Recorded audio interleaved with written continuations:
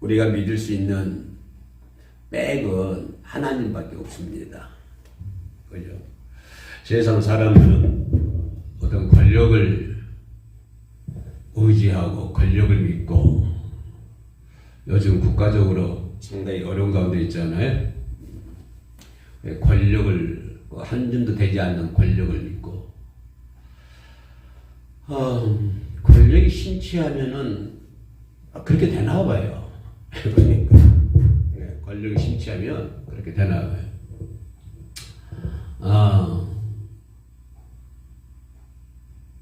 인간의 생명이라는 것도 한 줌의 흙에 불과하잖아요. 그래요.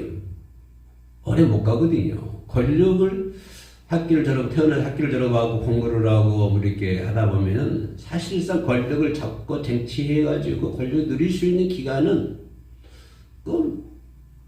얼마 되지 않을 것 같아요. 얼마 되지 않는 그것 때문에, 그 한 줌 때문에 인생이 망가지고, 사람이 망가지고, 인격이 망가지고, 본인만 죽으면 다행인데, 다른 사람들까지 힘들게 하는 그런 죄를 범하게 되고, 그죠? 나 때문에 다른 사람 행복하게 다 잘 살고 있는데, 다른 가정도 잘 살고 있어요. 근데 나 때문에 그 사람들의 행복이, 가정이 깨진다고 한다면, 이거는 참 불행한 일이잖아요. 그래서 우리 크리스찬들이 그 백은 하나님 한 분뿐입니다. 하나님을 바라보고 나가야 돼요.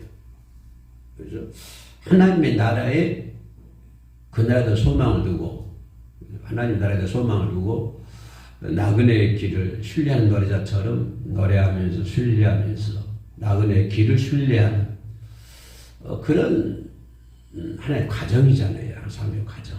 그게 뭐냐면 하나님의 나라에 들어갈 수 있는 하나의 과정. 그리고 우리는 히브리서 4장 11절에 뭐냐면 우리가 그러므로 11절 보면 히브리서 4장 11절 그러므로 우리가 저 안식에 들어가기를 힘쓸지니 저 안식에 들어가기를 힘써라. 그러니까 권력을 잡기 위해서 힘쓰는 것도 아니고 이 세상에서 잘 살기 위해서 힘쓰는 것도 아니고 내가 오직 힘쓸 수 있는 최종적인 목표는 뭐냐면 안식에 들어가기 위해서 힘을 써야 된다고 하는 것입니다. 그런데 사람들은 어리석게도 그거 잘 모르죠. 잘 모르고 안식에 들어가기 힘쓰는 것이 아니라 지금 나를 위해서 힘을 쓰고 내 부귀영화를 위해서 힘을 쓰고 내 욕심을 위해서 힘을 쓰고 내 삶을 위해서 힘을 쓰고 그래서 나는 이 시간에 내 스스로 물어보기를 나는 뭘 위해서 힘을 쓰고 있는가? 또 이 방송을 시청하시는 분들에게 당신들은 무엇을 위해서 오래 힘쓸 것인가? 이렇게 한번 질문하고 싶고 내 스스로에게도 나에게도 그런 질문을 하고 싶어요. 당신은 무엇을 위해서 힘쓰고 있는가? 세상 사람들과 똑같이 보이는 것을 위해서, 보이는 것 때문에, 보이는 것을 자랑하기 위해서, 보이는 것들을 이루기 위해서 힘쓰지 않고 있나? 그런데 오늘 히브리서 4장 11절의 말씀을 저 안식에 들어가기를 힘써라 라고 말씀했는데요. 그러면 그 안식에 들어갈 수 있도록 내가 말씀에 순종으로 하나님의 말씀을 저 안식에 들어갈 수 있도록 내가 하나님의 말씀에 순종할 수 있도록 만들어 주신 분이 누구냐? 그 주님이시라고 하는 것입니다. 주님, 그죠? 곧 그 하나님 그 말씀이라고 하는 것이 하나님 말씀에 의해서 11절에서 말씀하는 저 안식에 들어가기 위해서 말씀을 주시고 그 말씀을 순종하도록 만들기 위해서 뭘 주셨다? 하나님의 말씀을 주셨다고 하는 것입니다. 그죠? 하나님의 말씀이에요. 그 말씀에 대해서 말씀해 주고 있는데 하나님의 말씀은 생명력이죠. 생명력. 그러니까 죽은 것이 아니라고 하는 것은 살아있다고 하는 것이에요. 하나님의 말씀은 살아있다. 하나님의 말씀은 생명력이다. 뭐냐면 그 하나님의 말씀에 뭐가 덧입혀지죠? 성령이 덧입혀져서 성령에 의해서 하나님의 말씀이 약동하고 있다고 하는 것입니다. 그죠? 자, 초대교회에 초대교회 뭡니까? 그 예수님의 제자들에게 예수님께서 그토록 3년 동안이나 직접 교육하고 가르치고 말씀으로 가르치고 때로는 이게 뭡니까? 이게 비유를 통해서 가르치고 말씀했습니다. 그러나 그들은 전혀 깨닫지 못했어요. 알지 못했죠. 그죠? 근데 그 후로 보혜사 성령이 오셔가지고 성령의 말씀, 성령께서 그 말씀과 함께 하심으로 말미암아 그 말씀이 내 안에서 다시 뭐랄까요? 다시 살아나는 것이죠. 약동하는 것이죠. 그죠? 그 약동해서 그래서 베드로나 제자들이 목숨 걸고 나가서 복음을 증거하지 않습니까? 그러니까 하나님의 말씀과 성령이 하나가 됐을 때 나로 하여금 뭐가 얻는다? 저 안식에 들어갈 수 있도록 만들어 주신다고 하는 것입니다. 저 안식에 들어갈 수 있는 방법은 뭐 권력이라든가 뭐 물질이라 이런 것도 아니잖아요. 오직 말씀이죠. 말씀에 순종할 때 저 안식에 들어갈 수 있는 것이고 그 말씀에 순종할 수 있도록 살아서 움직이는 게 뭐냐면 성령이라고 하는 것입니다. 그래서 성령이 함께 하실 때 그 말씀이 내 안에서 살아 움직이는 거예요. 꿈틀꿈틀 거리는 거예요. 그러니까 아주 폭발하는 거예요. 그죠?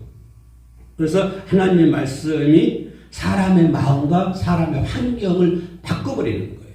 완전히 그 예수님의 제자들이 성령과 말씀이 하나가 됐을 때 제자들이 완전히 바꿔져 버잖아요. 사람이 바꿔져 버리고요. 환경이 바꿔져 버리고 모든 전혀 바꿔져 버립니다. 바울이 그러잖아요. 바울이 예수 그리스도를 만났을 때 완전히 180도로 바꿔져 버리잖아요. 그러니까 나를 바꾸지게 만든 게 뭐냐면 하나님의 말씀이고 그 말씀에 순종할 수 있도록 만든 게 뭐냐면 성령이라고 합니다. 그래서 예수님 말씀하시기를 내가 올라가는 것이 너에게 유익하다. 왜? 너를 도와줄 성령이 오시기 때문이다. 보혜사가 오시기 때문이다. 이렇게 말씀해 주고 있습니다. 그래서 하나님의 말씀을 그냥 경솔하게 여기면 안 되는 거예요.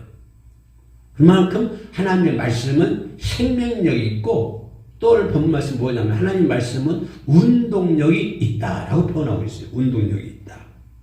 그래서 말하면 내 영과 혼과 골수를 쪼갤 수 있다. 잘라낼 수도 있다. 내 육신의 병도 잘라낼 수도 있다. 내 영혼의 병도 잘라낼 수 있다. 내 골수의 병도 다 잘라낼 수 있다.